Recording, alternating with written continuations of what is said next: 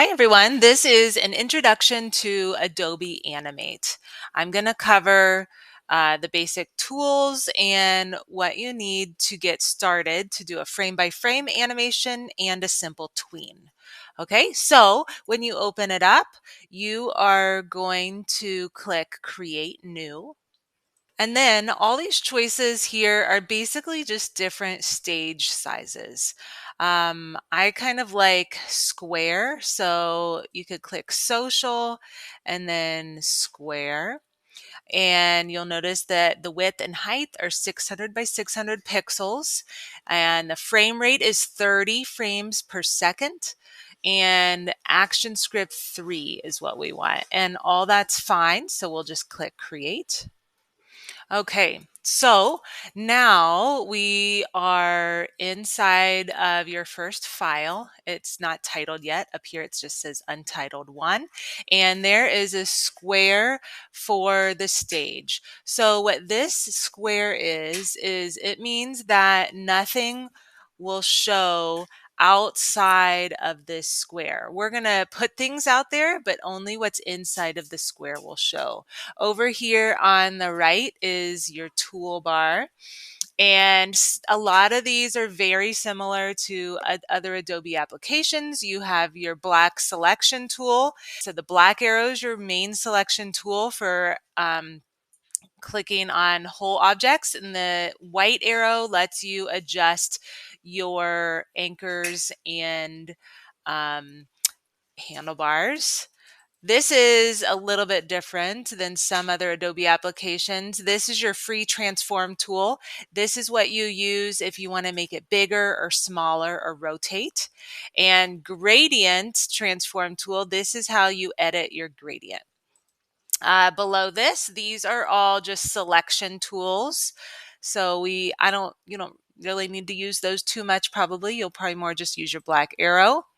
The other thing you might use a lot is your paintbrush and your shape tool and your pen tool. Okay, so what we're going to do first is we are going to use our shape tool. So I'm going to right click on it to get the options. And then I'm going to select oval tool. And on the stage, I'm going to go ahead and draw a ball. Now, if I just draw it like this, it'll make an oval. If I hold shift down while I draw it, it'll make a perfect circle. So go ahead and try that. Then you're going to click your black arrow and we're going to select it. This is a little bit different than other Adobe applications. When something is selected, you'll see all of these little dots over it.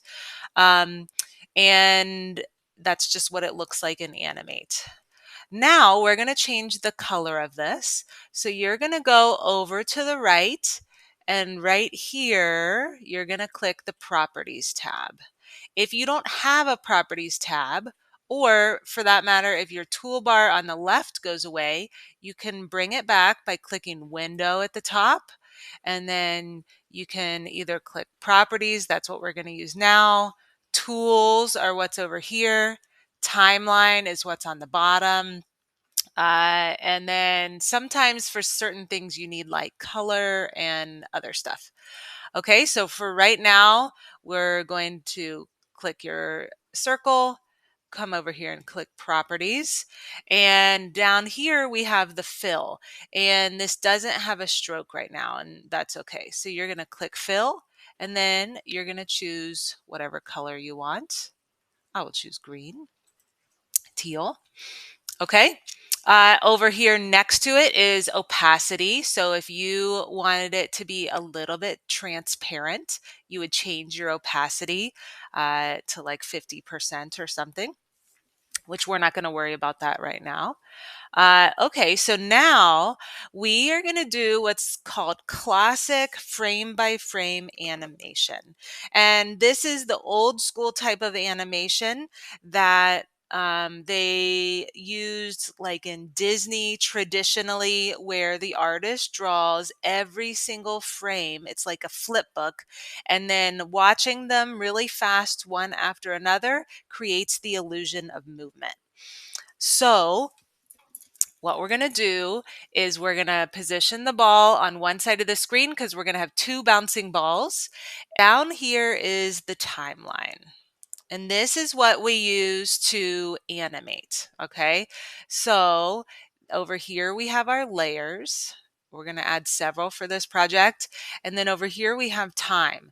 You'll see 1S, that means 1 second, 2S, 3S, 4S, 5S. Okay, so those are seconds. And then below that you have numbers and rectangles.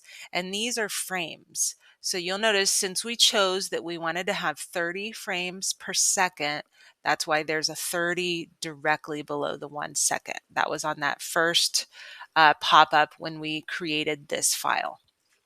Okay, so to do frame by frame animation, we move the ball every single frame. So you're going to click the first frame, which is this, or the second frame really. We already did the first frame. You're going to right click and you're going to insert a keyframe. Okay, and then you're going to move the ball slightly. So when I did that, you could see that I had a stroke back there that I didn't even realize was there because it was white on white. So I don't really want that. So what I'm going to do is click it and just delete. Okay, then I'm going to keep animating. I'm going to right click, insert keyframe, move my ball a little bit more, right click, insert keyframe, and so on. I've inserted like 6 or 7 keyframes and moved my ball slowly all the way down to the bottom. I can press enter to watch my animation so far. Okay. And now say I want the ball to sort of squish when it hits the bottom. So I'm going to insert a new keyframe. And over here, I'm going to click the free transform tool. And now I have a bounding box around and I can make my ball squish if I want, like that. Okay. And then I'll insert another keyframe and then now I'll make it bounce back up and go back to its normal size.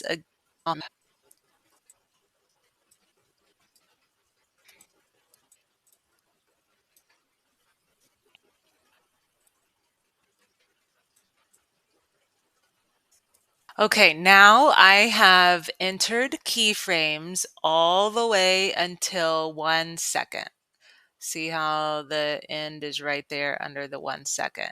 And I have a keyframe in every single frame, which was a lot of work. And sometimes you do kind of have to animate that way. But with computer animation, two-dimensional computer animation, we don't need to anymore.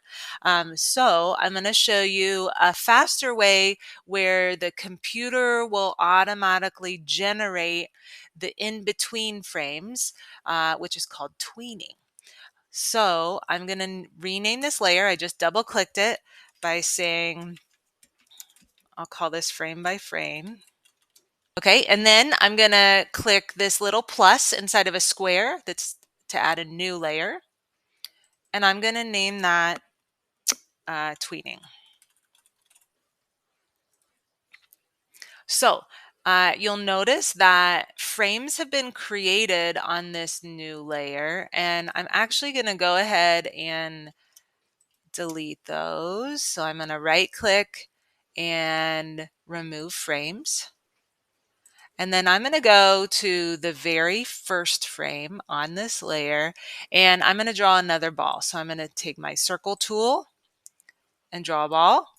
And then this time let's practice using gradients. So I'm going to use my selection tool and notice how there's a white stroke and a teal inside. I'm going to double click my fill, and down here at the bottom there's some pre-made gradients. So maybe just click one of those to start, whichever one you want. And then over here, if you right click on your free transform tool, you're going to click Gradient Transform Tool. And this lets you edit your gradient. So I'm going to click and notice how there's a line here. And the other thing I can do is over here next to properties is color. And again, if you don't see this, you can do window color to open it up. So I'm going to click color, and here I can do a lot of switching. So next to color type, I could change it to a linear gradient where it fades from one side to another. But since it's a ball, I think I'm going to do a radial gradient. And then if you wanted to change your colors, like if I wanted it to be green, fading to another color, I could double click this little square right here and do whatever other color I want. What should I do? How about dark blue? And then it changes my gradient over here. This lets me move the center of the gradient around, like say I wanted the light to be hitting my ball right there. And this makes it bigger or smaller. This changes the line, the width of my oval, and this lets me rotate. Okay, so there's my gradient to make this look like a 3D ball. And now we're going to animate it. So now I have my 3D looking ball created.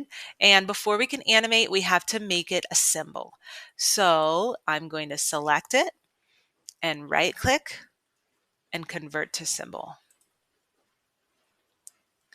Now, since we are not doing a little video inside of a video, we are going to click next to type, and you're going to choose graphic because we just want it to stay a picture.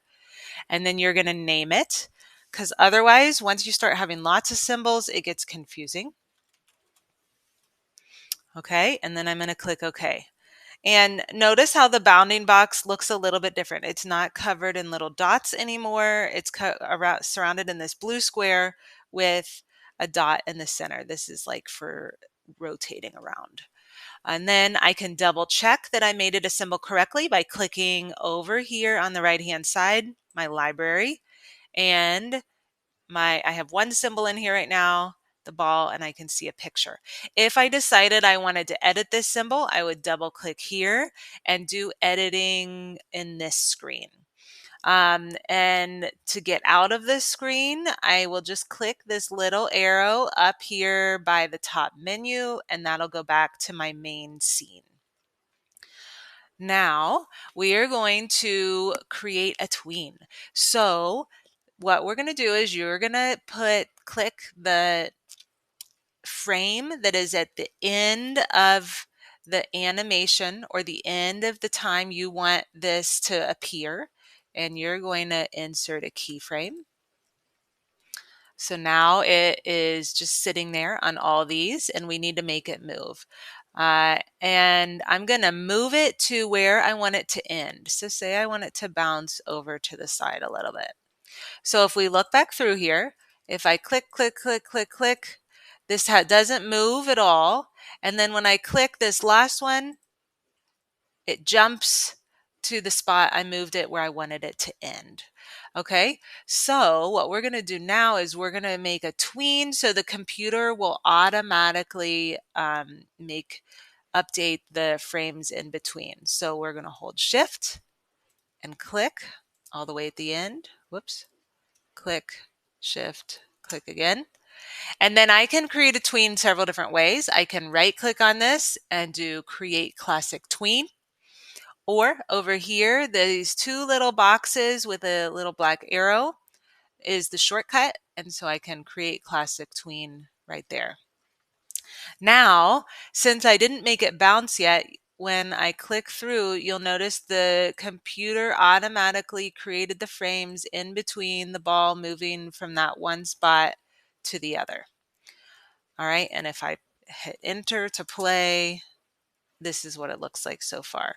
So what I want to do is make this ball bounce. So I'm going to say maybe at frame 5 is where I want it to hit the ground. So I'm going to insert a keyframe there, and bring this down to the ground, and I'll squash it a little. So I'll use my free transform tool and squash it a little for when it hits the ground.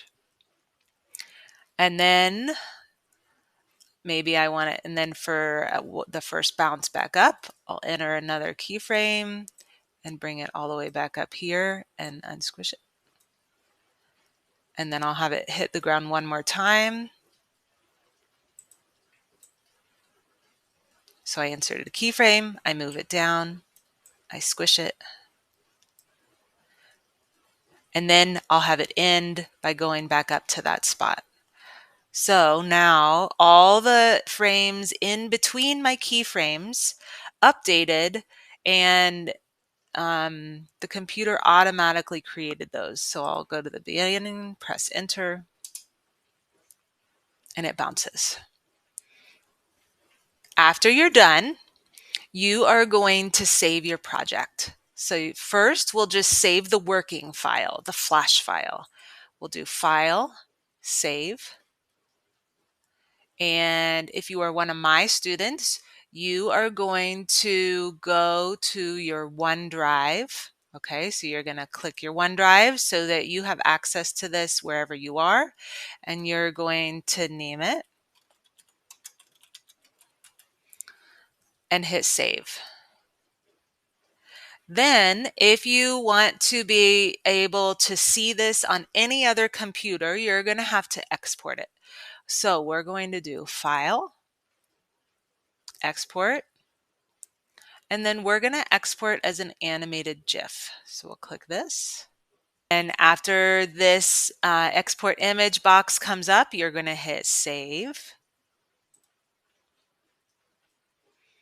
And then we're going to double check that you're saving it to your OneDrive and that it has a name. It's not untitled and it's a GIF. So we're all good, and we hit save again.